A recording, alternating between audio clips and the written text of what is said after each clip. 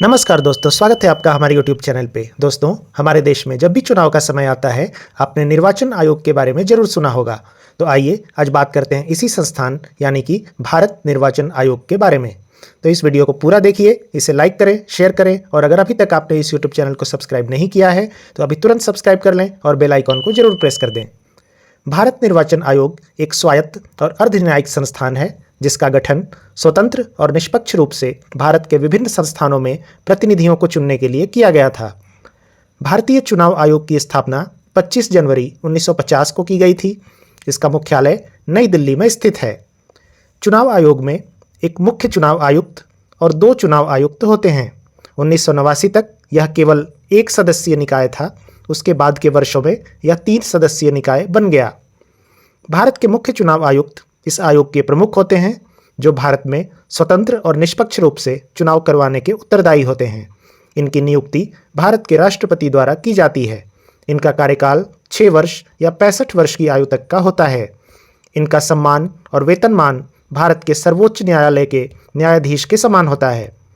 मुख्य चुनाव आयुक्त को संसद द्वारा महाभियोग पर राष्ट्रपति के द्वारा हटाया जा सकता है। निर्वाचन आयोग राष्ट्रपति, उपराष्ट्रपति, संसद, विधानसभाओं इत्यादि के चुनावों का पर्यवेक्षण, निर्देशन और आयोजन करवाता है। यह निर्वाचक नामावली को तैयार कराता है, राजनैतिक दलों का पंजीकरण कराता है, दलों का वर्गीकरण, मान्यता देना और चुनाव चिन्हों का आवंटन करता है। सांसदों और विधायकों की अयोग्यता पर राष्ट्रपति या राज्यपाल को सलाह देता है। गलत तरीकों का उपयोग करने वालों पर अयोग्यता की कार्रवाई भी करता है। यह समस्त चुनाव व्ययों पर निगरानी भी रखता है। निर्वाचन आयोग की शक्तियां कार्यपालिका के द्वारा नियंत्रित नहीं हो सकती। प्राकृतिक न्याय, विधि का शासन और शक्ति के संतुलन को स्थापित करते हुए निष्पक्ष चुनाव आयोजित करने के लिए चुनाव आयोग असीमित शक्ति रखता है। हालांकि चुनाव आयोग विधायिका निर्मित विधि का उल्लंघन नहीं कर सकता और उसके निर्णय न्यायिक पुनरीक्षण के पात्र होते हैं। यह चुनाव का कार्यक्रम निर्धारित कर सकता है और चुनाव चिन्हों का आवंटन करने की शक्ति रखता है। चुनाव प्रक्रिया को संचालित करना सिर्फ चुनाव आयोग के अधिकार क्षेत्र में आता है।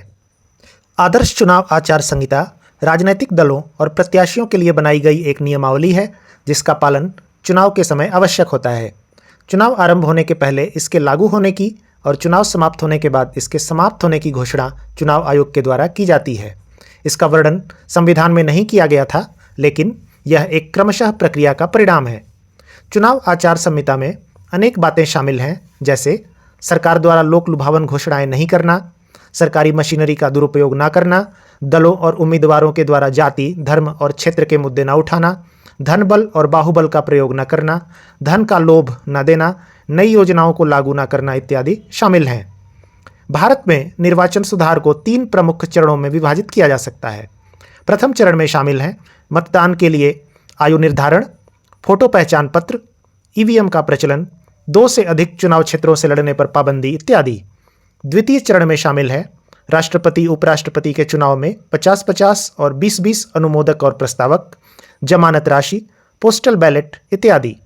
तृतीय चरण में शामिल हैं वीवीपैट, प्रॉक्सी मतदान, एग्जिट पोल पर प्रतिबंध, नोटा का प्रावधान, राष्ट्रीय मतदाता दिवस का आयोजन, चुनाव खर्च पर नियंत्रण, pink booth, C vigil app इत्यादि। और अब आइए जानते हैं भारत के प्रमुख चुनाव आयुक्तों के बारे में।